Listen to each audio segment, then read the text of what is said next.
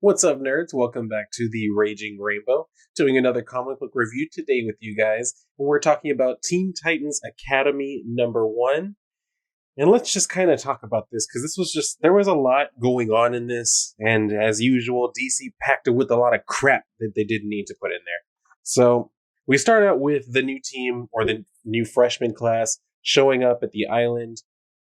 And they're being introduced basically around the place. And we get like this basic standard speeches from the Titans about like what the importance is, the significance of being a hero and all that crap. And we see the kids also kind of like giving some hints of who they are because like in the beginning we start to see like who kind of is going to be like the jokester type of like character, and then we also see like the group that's going to be like the rebels or I guess just the rebels, the ones who sit on the outskirts, which probably would have been like a group I would have been in, but whatever. We get to this really awkward, just like stupid scene where Dick is like showing them around, and he makes this mention to Harry Potter, or like this reference to Harry Potter, where he says to defense against the dark arts, and he gives them this face that I don't think any human face is actually capable of making. And then he's like, "Oh, I guess y'all are too young to understand that reference." And they're like, no, we got it. We just think that it's problematic and best ignored. And he's like, oh, okay, thanks for that. Why don't we all just fall in? Do we have everyone? And so they proceed to sound off, and they have this like shot where like they're all introducing themselves. They have all the Teen Titans lined up together, and then all of a sudden, like this little blonde kid comes running in. He looks like he's all coked out, and he's late because they said his name is Dane. I think that's what is that. Yeah, Dane. That's what Dick calls him. And so we get to this part where they're asking him questions about Red X because they want to know more about Red X, because apparently Red X is this like myth to them, this legend to them that they just can't get enough of. They eat up the story. And so they're asking him, but he's not really wanting to tell them anything.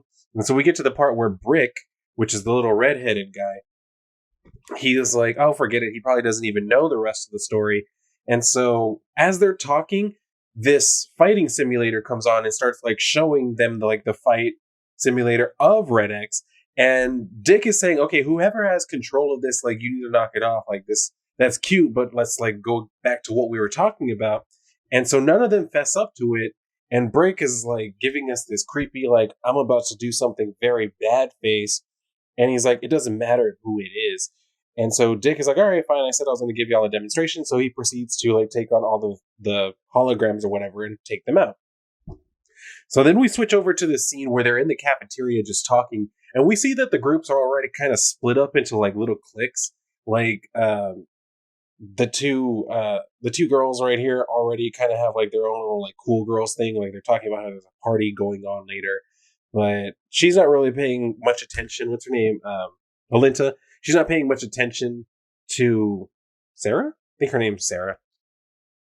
And so we see that she's getting like a call from someone, and the phone has the initials AW, but she just like rejects the call and puts it away in her pocket. And then we get this panel where this guy, Matt Price, is talking to its name is Stitch. And Stitch is informing us of their proper identity.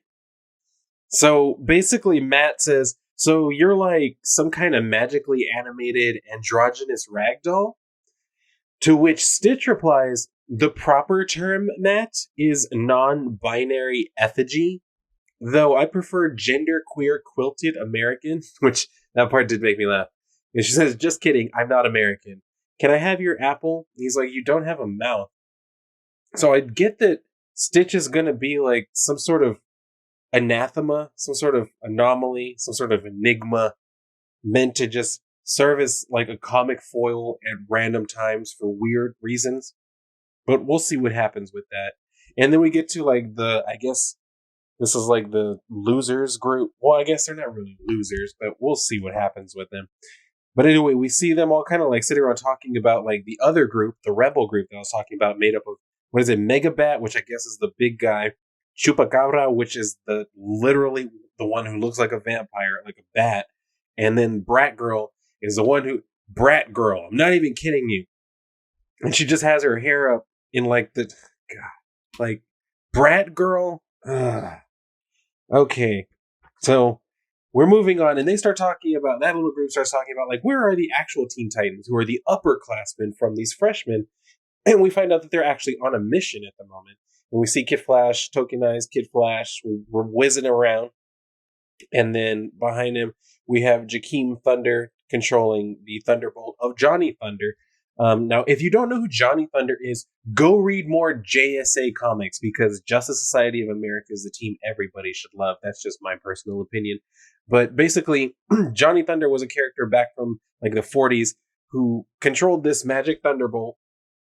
And his whole deal was he would summon this magic thunderbolt by using the magic phrase, say you, which is spelled CEI-U.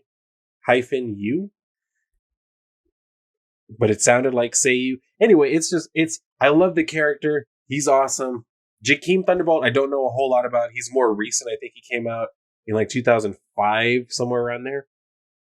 And then we have down here in the foreground again, we have Bunker. Now, this is a character I don't mind too much. I actually like him because I read most of the New 52, like every issue of pretty much every title. And I do mean every title, including Voodoo, Blackhawks, like books you didn't even hear about. I read them. So he came out in the new Teen Titans, the new 52 Teen Titans, and I actually do like the character. He's a gay Mexican kid, like with this like energy field type of thing that can manifest itself as him making like bricks, so he can make anything out of these like force bricks that he creates. And then we have the Lobo girl. Her name is Crush. And then we have Roundhouse, who's currently spinning, so you can't really see him clearly, but he's that blue blur. So they're on a mission fighting the Clock King, and they have the Titans, the grown ones, on their comms, kind of giving them some backup.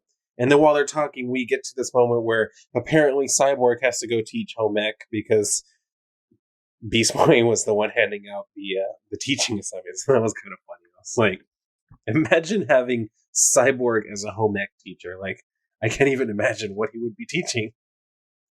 But anyway, we move on from there to the like training area, I guess, because we see that Brick is taking on one hologram of Red X at first, and then it like multiplies into multiple. He's like, he doesn't know why it's happening, but he's like, all right, no problem, I'll just use my powers. So he uses that to take them all out.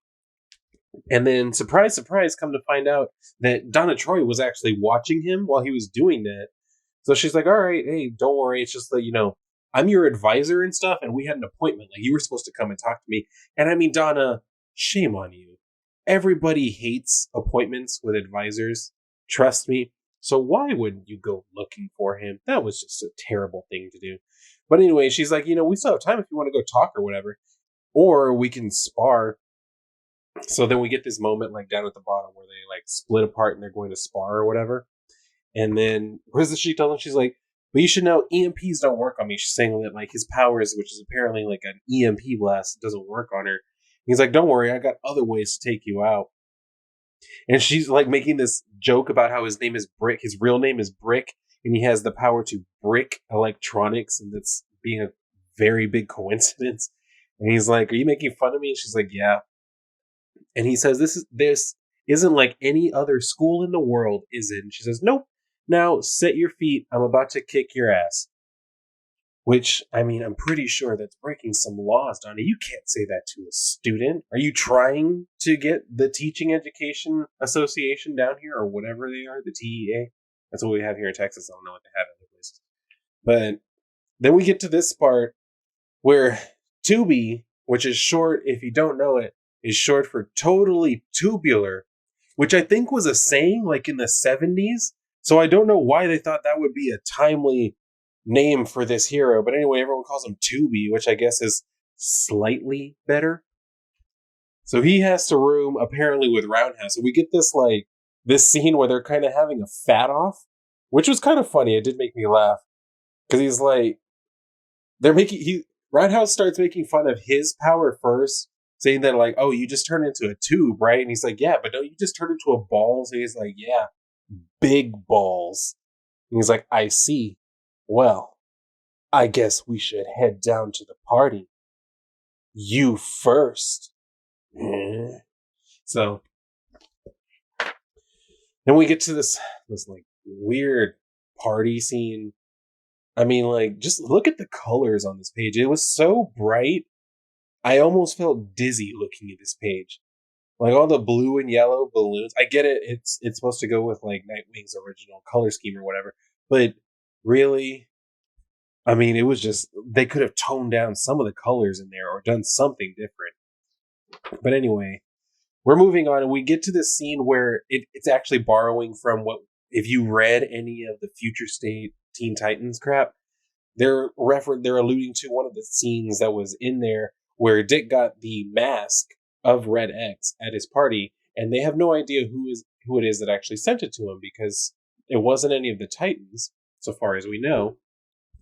So he's trying to figure out, well, who was it? But he decides, you know what, whatever. He goes and he's talking to them because he's assuming, yeah, it was someone. If you don't want to say who it was, that's fine. So he gives them this little like saccharine speech about like what it means to wear a mask and how you also wear this symbol and you have to wear it proudly and you have to be able to recognize who you are in the mirror when you wear a mask and all this crap.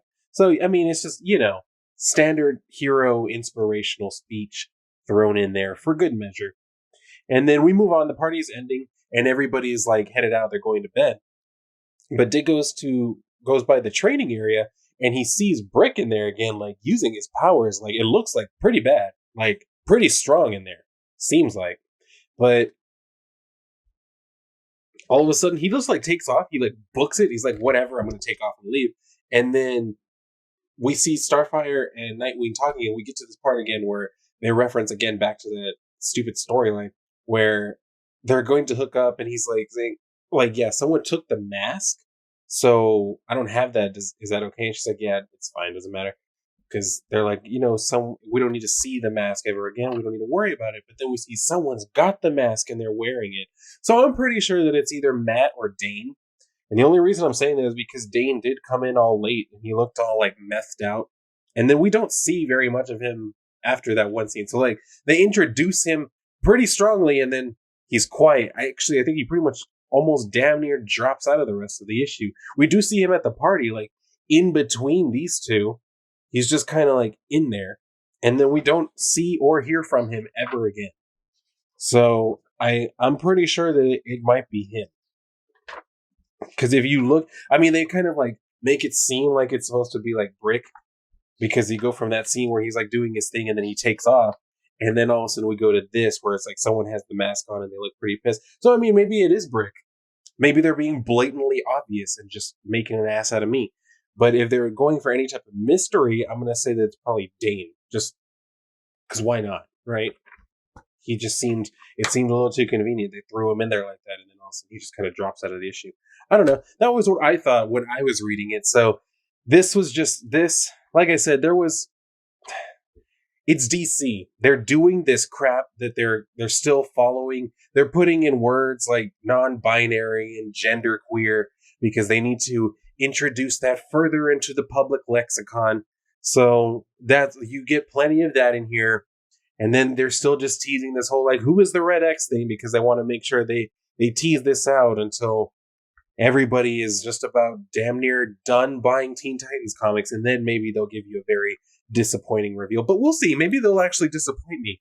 But I would love to know if anyone out there read this issue. What did you think? Did you see anything in there that I missed? Who do you think the Red X is? Like, what do you think is going to come from this? Tell me honestly. But if you like the video, please feel free to like it, leave a comment, and subscribe if you want to come back for more. I'm going to be working on some more comic book reviews, especially right now that I have like my whole stack of new comics. So please, like I said, let me know what you think down in the comments. And if you're done here, then go read a book. If not, then I will see you on the next video.